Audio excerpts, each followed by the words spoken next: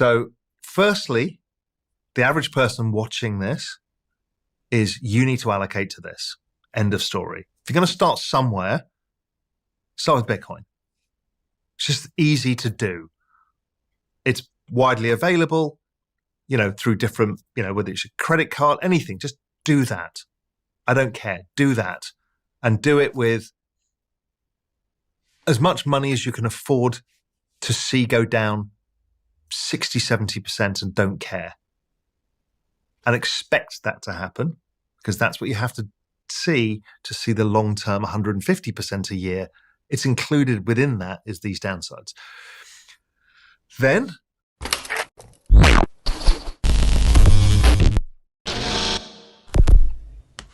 Hey guys, welcome back to Everyday Finance. In this video, Raoul Pal discusses Bitcoin and crypto.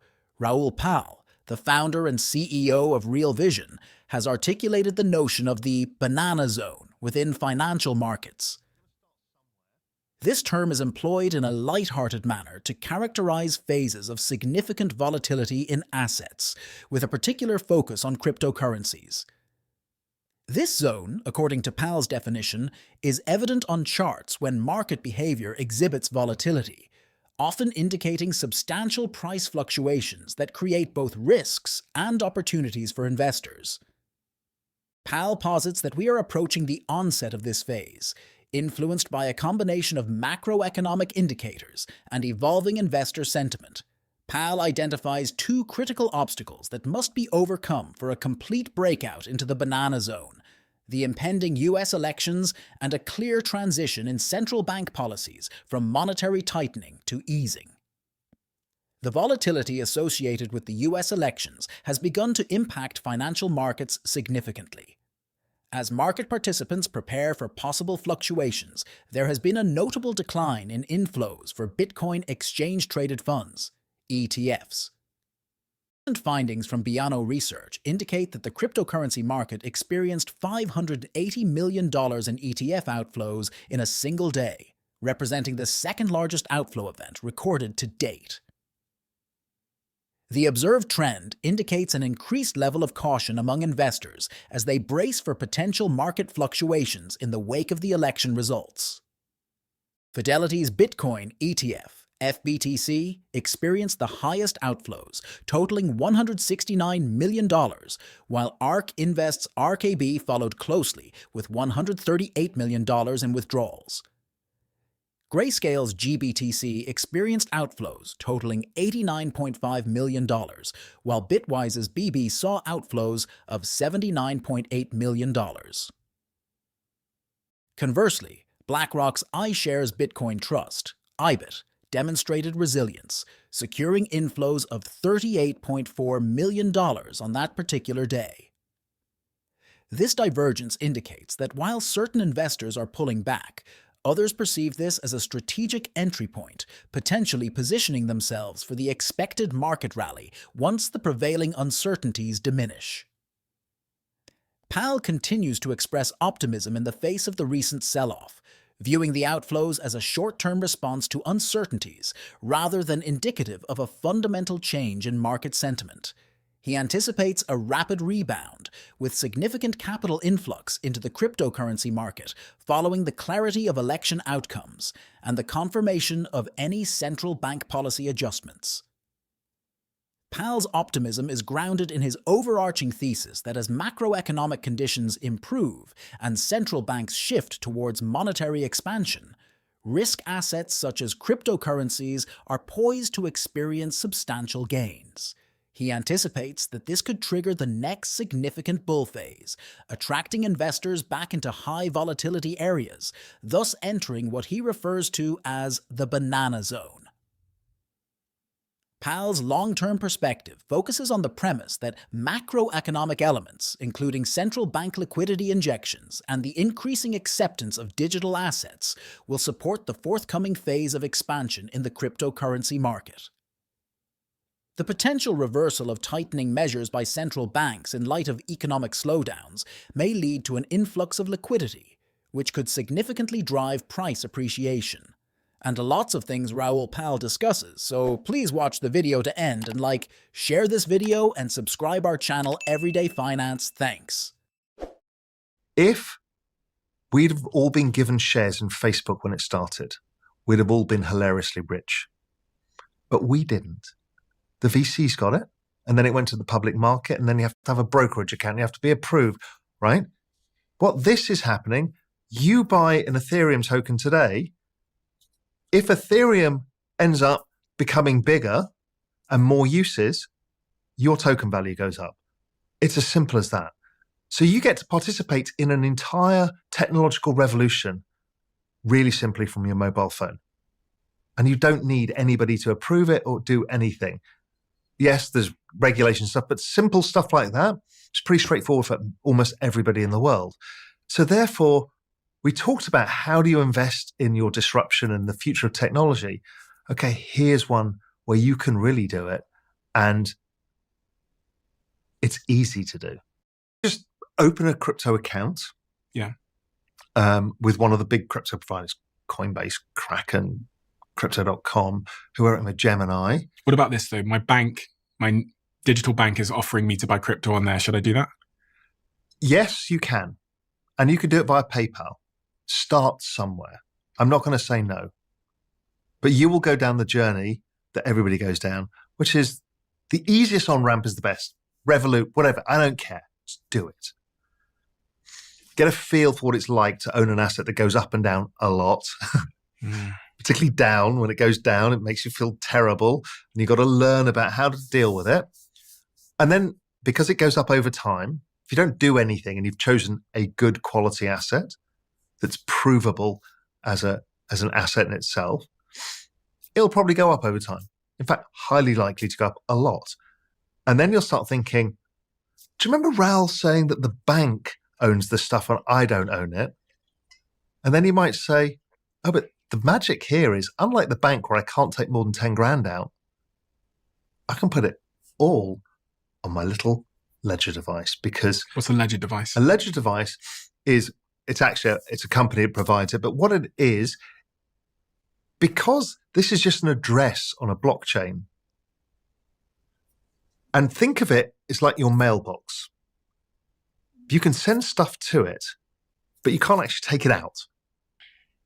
Like your email. Somebody can't read all your emails, but they can send you emails. Well, that part that's private, that secure pass key, essentially, well, you keep that to yourself and it's stored on a device. And there's a complicated way of doing it. And you'll have to go through that, which is you have to have this seed phrase that does it. This technology will change quite soon. Fingerprints, face prints, and a bunch of other stuff. But basically, a little USB stick will secure that you can go and put in the safe or go and take it to your nan's house or whatever it is, can secure your money, that it's only yours and nobody can take it out. The cryptocurrency sector is observing the political dynamics with heightened interest after the election of former President Donald Trump in the 2024 U.S. presidential race. As officials work to finalize the election results, Trump announced his victory on election night, achieving 277 electoral college votes, exceeding the 270 required for a win, as reported by the Associated Press. The Democratic contender, Vice President Kamala Harris, is currently positioned with 224 votes, indicating that a resurgence at this juncture appears improbable. International leaders, such as French President Emmanuel Macron, have started to extend their congratulations, indicating a broad acknowledgement of the expected victory. Potential return of Trump to the White House may yield considerable consequences for the cryptocurrency sector, given his stance as a pro-crypto candidate during his campaign. Trump's position on digital assets presents a significant divergence from the prevailing regulatory environment established by the Biden administration, characterized by the U.S. Securities and Exchange Commission, SEC, under the leadership of Chair Gary Gensler, which has adopted a stringent framework for cryptocurrency oversight. Trump's platform prominently featured commitments to terminate what he referred to as the war on crypto, pledging to position the United States as a leading center for cryptocurrency innovation and investment. One of Trump's primary campaign commitments was to remove SEC Chair Gary Gensler immediately upon returning to office, expressing discontent with Gensler's rigorous enforcement measures targeting significant cryptocurrency companies such as Coinbase, Binance, and Ripple Labs. Market participants are considering the possibility that Hester Peirce, an SEC commissioner recognized for her positive stance on digital assets and commonly referred to as Crypto Mom, may emerge as a viable candidate to succeed Gensler. The recent leadership transition at the SEC may indicate a potential evolution in the regulatory landscape for cryptocurrencies, which could mitigate uncertainty and promote increased institutional investment. In alignment with his favorable stance on Bitcoin, Trump has also suggested the creation of a strategic Bitcoin reserve for the U.S. government. The strategy entails the acquisition of 200,000 BTC, predominantly obtained from cryptocurrency assets confiscated during regulatory enforcement activities. This proposal, if implemented, would represent a notable change in U.S. policy, establishing Bitcoin as a strategic asset comparable to gold and U.S. Treasury bonds. This action has the potential to strengthen Bitcoin's status as a reliable store of value, which may lead to increased adoption by institutional investors. The market's response to Trump's victory appears to be cautiously optimistic, evidenced by a short-term increase in Bitcoin prices as investors consider the possibility of regulatory easing. The potential implementation of pro-crypto policies by Trump may catalyze a resurgence in interest towards digital assets, potentially reversing the current trend of capital outflows from Bitcoin exchange-traded funds, ETFs. His victory may create a more favorable legislative landscape for cryptocurrencies, potentially expediting the approval process for spot Bitcoin ETFs and other crypto investment vehicles that are presently awaiting regulatory clearance. Let's back to the Raoul Pal interview. This is my 30 years of expertise, is this one thing, which is asset allocation. So, firstly, the average person watching this is you need to allocate to this. End of story. If you're going to start somewhere, start with Bitcoin. It's just easy to do. It's widely available, through different, whether it's a credit card, anything, just do that. I don't care. Do that. And do it with as much money as you can afford to see go down 60, 70% and don't care. And expect that to happen, because that's what you have to see the long-term 150% a year. It's included within that is these downsides.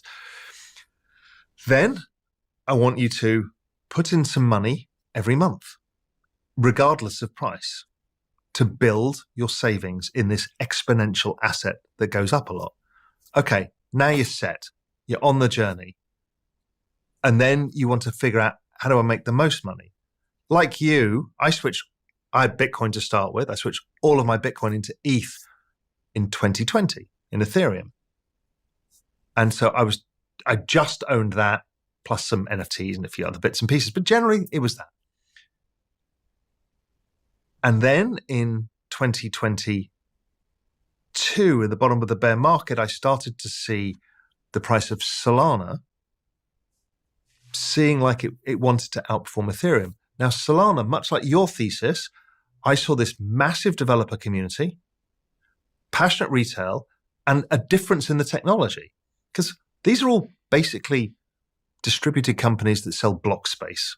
So you want to look for attractive block space. Bitcoin, it's the secure one. Ethereum, it's like the world computer, and everybody's building on top of it. Solana, faster, cheaper, feels more friendly, efficient. Yeah, it feels more retail. And I saw that, and the speed of which they can do things and the innovation and the developer community meant that I started switching and then switched all of my ETH outside of my NFTs, where I collect a lot of art, into Solana. And I've now been switching part of my Solana into SUI, SUI. And as a disclaimer, I'm actually on the board of the foundation, but it's like the next big chosen one. It's the group that came out of Facebook that built Facebook Libra. So what I'm trying to do is maximize my return. I'm a mercenary around, I'm passionate about this space and what it means, the technology, and how it empowers people, how it can change the third world, how it can change the internet. But I'm also a mercenary for my own capital and for anybody else I can help. The recent outcome of the US presidential election, where Donald Trump emerged victorious, is anticipated to have considerable effects on the cryptocurrency market, especially Bitcoin. Dennis Porter, co-founder of the Satoshi Action Fund, indicates that Trump's victory signifies a pivotal shift, potentially concluding the negative stance towards Bitcoin that has defined US regulatory policy in recent years. Porter indicates that with Trump's leadership, the United States may emerge as the leading nation in support of Bitcoin, suggesting a possible transformation in the regulatory environment. The cryptocurrency sector has shown significant backing for Trump in contrast to his rival, Vice President Kamala Harris, even considering Trump's earlier critical views on Bitcoin. The recent change in support can be attributed to Trump's latest pro-cryptocurrency statements and his campaign commitments to create a conducive atmosphere for digital assets. Prominent individuals within the cryptocurrency sector, such as the creators of significant US exchanges like Gemini and Kraken, have openly supported Trump, allocating millions of dollars to his campaign efforts. Prominent figures in the industry, including Charles Hoskinson, Mike Belshie, Justin Sun, and Charlie Shrem, have expressed their support for Trump, perceiving him as the candidate with the greatest potential to foster advancements in cryptocurrency innovation. The market's response to Trump's victory has been swift and significant. On November 6th, Bitcoin's price experienced a significant increase, momentarily exceeding the $75,000 threshold and establishing a new all-time high. This milestone indicates an increased sense of optimism among stakeholders in the crypto sector concerning the prospects for regulatory easing and a more conducive landscape for digital assets under the Trump administration. Anthony Pompliano, a notable figure in the Bitcoin space, emphasized this perspective, stating on social media that the US has its inaugural Bitcoin president, a development he links to the substantial price surge seen following the election. The transition in leadership may enhance the likelihood of securing approvals for outstanding Bitcoin exchange-traded funds, ETFs, and various other cryptocurrency investment products, which have encountered setbacks and denials under the existing SEC management. If you learned something from this video, then please like this video and subscribe our channel Everyday Finance, and we will meet in next video. Thanks.